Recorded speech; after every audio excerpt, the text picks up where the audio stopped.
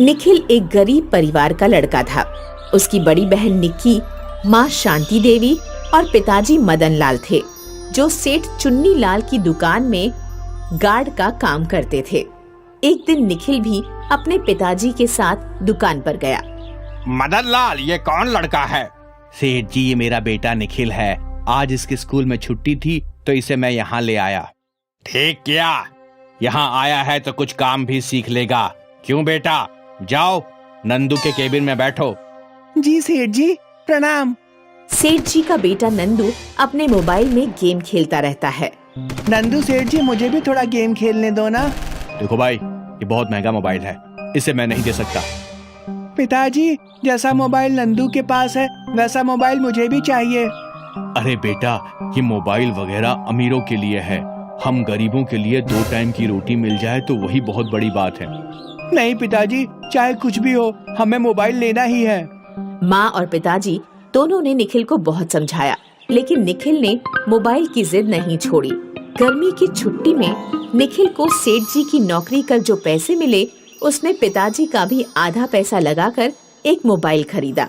वो बहुत खुश हुआ, लेकिन जब उसे पता चला कि मोबाइल में गेम या सिनेमा देखने के लिए नेट की जरूरत होती है, तो वह नंदू को अपना मोबाइल दिखाता है। अरे, इसमें तो नेट ही नहीं है। हाँ सेठ जी, नेट के लिए पैसे नहीं है? कोई बात नहीं, दुकान के वाईफाई से नेट चला लो।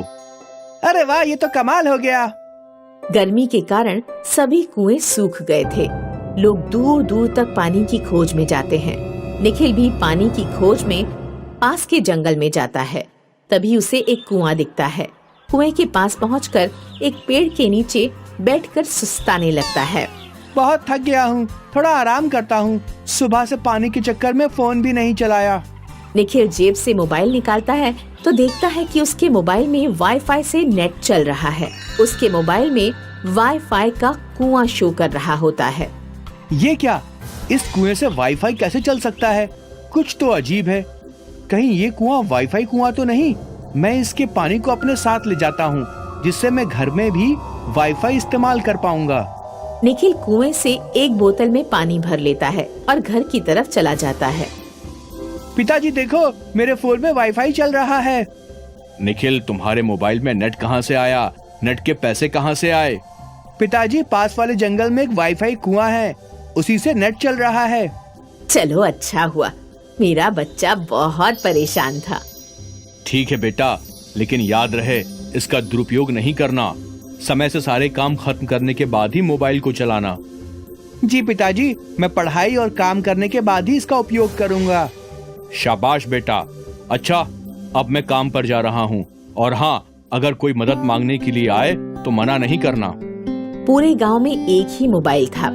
सभी को कुछ न कुछ काम पड़ता ही रहता था। अब तक निखिल के पास मोबाइल है, ये खबर पूरे गांव में फैल गई थी। रोज उसके घर लोग अपने अपने काम लेकर आते थे, इसलिए सुबह 6 से 8 बजे तक का टाइम रखा गया। मदन बाबू, अरे ओ मदन बाबू। अरे गजोधर भैया, इतने सवेरे सवेरे क्यों शोर मचा रहे हो? अब कहाँ कहीं बाबू, गजब होई गवा। हमार बसंती कल रात से गायब है। ओह, क्या बसंती तुम्हारी पत्नी है? तो थाने में जाके रिपोर्ट लिखवाओ या रिश्तेदार के पास पता करो, कहीं वहाँ तो नहीं चली गई। अरे का बात करत हो बाबू, हमार मेहरारू लाजवंती तो तालाब में कपड़ा धोबत है। अरे भैया, बसंती तो हमार गधी का नाम है। सुना है मोबाइल से कुछ भी पता लगा सकत हैं। निखिल बबुआ से बोल के हमार बसंती को तनिक खुजवा दो ना।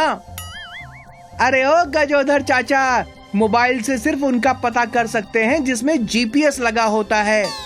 अरे जीपीएस तो नहीं, लेकिन एक सुतली बंधा ताबीज रहे हमारे बसंती के गले में, का उससे कछु हो सकता है का बबुआ, बताओ। इसके बाद कल्लू मोची का नंबर आता है। निखिल बबुआ, तू तो जानत है कि हमारे बनावल जूता चप्पल कितना सस्ता, मजबूत और बढ़िया रहत है। हम चाहत हैं कि कोई व्यापारी हमार जूता चप्पल को ऑर्डर देकर ले जाए। ठीक है कल्लू चाचा, मैं आज ही तुम्हारे बनाए जूते चप्पल और दुकान का फोटो लेकर संबंधित साइट पर डाल दूंगा। कांटेक्ट में भी आपका मोबाइल नंबर दे दूंगा। अम्मा मियाँ, तुमको तो मालूम है मेरा निकाह नहीं हो रहा, उम्र भी निकल रही है। अरे क्या खराबी है हम में। थोड़े काले हैं, कद जरा छोटा है, दांत बाहर निकले हैं, थोड़ा हकलाता हूँ, दिखने में शक्ल जरा अच्छी नहीं है और एक आंख से काना हूँ। बस मेरी फोटो खींचकर शादी.com पर बायोडाटा के साथ डाल दो बेटा। अम्मा मियाँ मोहतरमाओं की तांता ना लग गई अपने गांव में तो फिर कहना। रहमत अली ऐसे ही नाम नहीं रखा है मेरे अब्बा जान ने हमारा। एकाएक वाईफाई गायब हो जाता है। वो परेशान हो जाता है।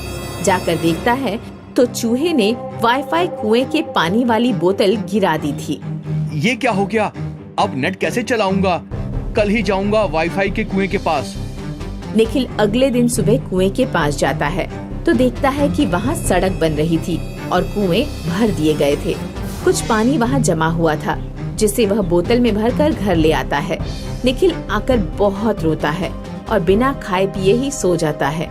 रात में उसे सपना आता है कि बिना मेहनत के कोई काम नहीं होता। मैं समझ गया, मुझे अब क्या करना है। वह सुबह उठकर घर के पीछे खेत में एक कुआं खोदने लगता है। 7-8 दिन की कड़ी मेहनत के बाद कुएं में से पानी निकल आता है। उस पानी में वो बोतल का पानी डाल देता है। अब वो कुआं भी वाईफाई का कुआं बन जाता है। मेहनत कभी बेकार नहीं जाती और बिना मेहनत के मिला फल सदा नहीं रहता। निखिल एक गरीब परिवार का लड़का था। उसकी बड़ी बहन निक्की, माँ शांति देवी और पिताजी मदन लाल थे जो सेठ चुन्नी लाल की दुकान में गार्ड का काम करते थे। एक दिन निखिल भी अपने पिताजी के साथ दुकान पर गया। मदन लाल, ये कौन लड़का है? सेठ जी, ये मेरा बेटा निखिल है।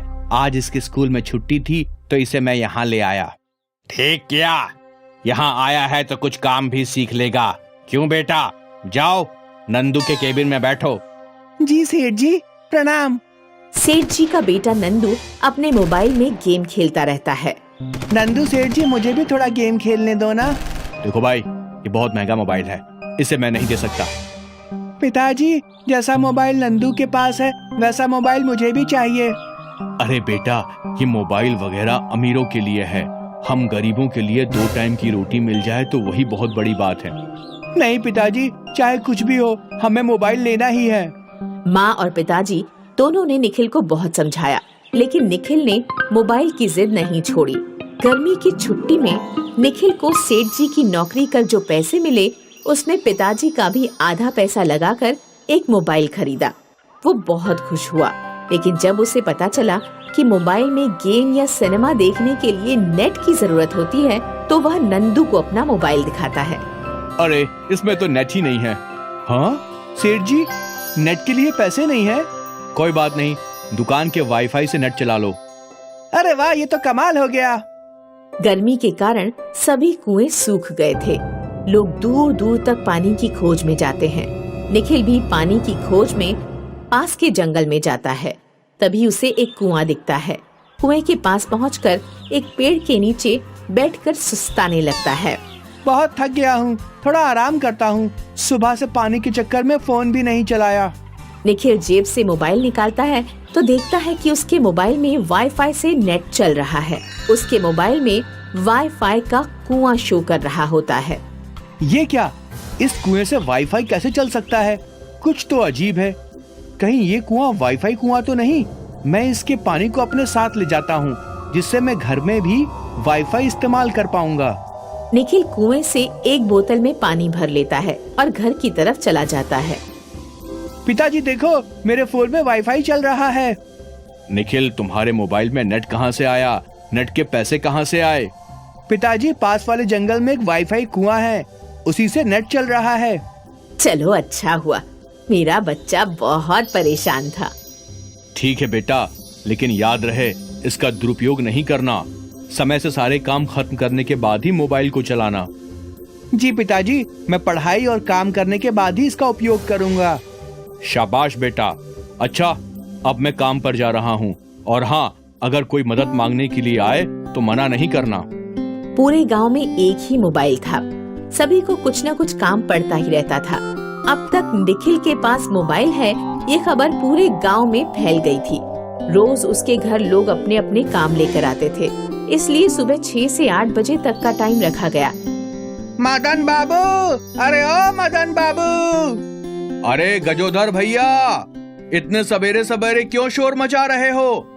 अब कहाँ कहीं बाबू, गजब होई गवा, हमार बसंती कल रात से गायब है। ओह, क्या बसंती तुम्हारी पत्नी है? तो थाने में जाके रिपोर्ट लिखवाओ या रिश्तेदार के पास पता करो, कहीं वहां तो नहीं चली गई। अरे का बात करत हो बाबू, हमार मेहरारू लाजवंती तो तालाब में कपड़ा धोबत है। अरे भैया, बसंती तो हमार गधी का नाम है। सुना है मोबाइल से कुछ भी पता लगा सकत हैं। निखिल बबुआ से बोल के हमार बसंती को तनिक खुजवा दो ना। अरे ओ गजोधर चाचा, मोबाइल से सिर्फ उनका पता कर सकते हैं जिसमें जीपीएस लगा होता है। अरे जीपीएस तो नहीं, लेकिन एक सुतली बंधा ताबीज रहे हमारे बसंती के गले में, का उससे कछु हो सकता है का बबुआ, बताओ। इसके बाद कल्लू मोची का नंबर आता है। निखिल बबुआ, तू तो जानत है कि हमारे बनावल जूता चप्पल कितना सस्ता, मजबूत और बढ़िया रहत है। हम चाहत हैं कि कोई व्यापारी हमार जूता चप्पल को ऑर्डर देकर ले जाए। ठीक है कल्लू चाचा, मैं आज ही तुम्हारे बनाए जूते चप्पल और दुकान का फोटो लेकर संबंधित साइट पर डाल दूंगा। कांटेक्ट में भी आपका मोबाइल नंबर दे दूंगा। अम्मा मियाँ, तुमको तो मालूम है मेरा निकाह नहीं हो रहा, उम्र भी निकल रही है। अरे क्या खराबी है हम में, थोड़े काले हैं, कद जरा छोटा है, दांत बाहर निकले हैं, थोड़ा हकलाता हूँ, दिखने में शक्ल जरा अच्छी नहीं है और एक आंख से काना हूँ बस। मेरी फोटो खींचकर शादी.com पर बायोडाटा के साथ डाल दो बेटा। अम्मा मियाँ, मोहतरमाओं की तांता ना लग गई अपने गांव में तो फिर कहना। रहमत अली ऐसे ही नाम नहीं रखा है मेरे अब्बा जान ने हमारा। एकाएक वाईफाई गायब हो जाता है। वो परेशान हो जाता है।